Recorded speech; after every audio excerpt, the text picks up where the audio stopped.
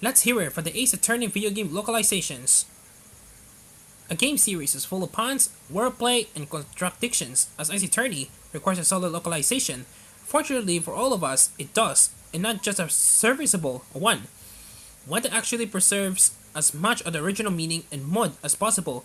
With more games in the way for us, we're taking a look at why the English language releases of these games work for us. It seems like a simple enough answer, but there's a lot at work on these games.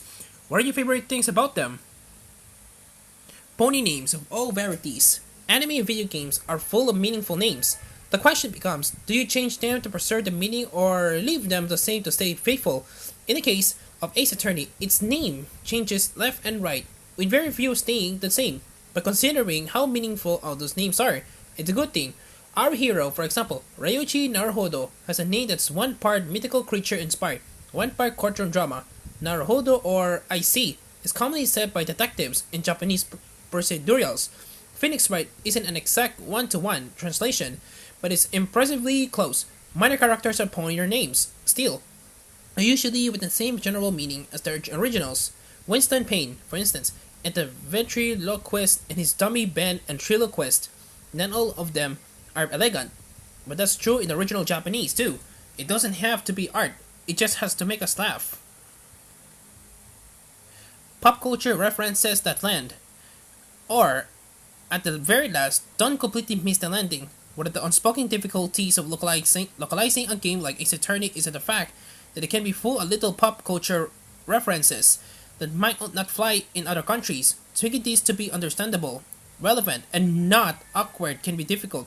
After all, not every TV show or pop star has an exact match, and when the games do make the switch, it actually works out pretty well. It goes for dialogue styles too, though that 133rd speak in the first game really does stay dated. Knowing what to let go, Sho Takumi originally created Ace Attorney with at least a partial intention of downgrading Japan's legal system, with prosecutors who really could go 40 plus years undefeated and defense attorneys frantic to do their job at all.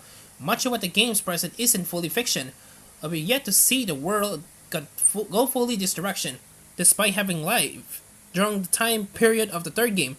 Some things seen in the game have happened, so how did the localization team address this? They did, which is a choice you sometimes have to make. The United States and every country around the world had its own issues in this regard.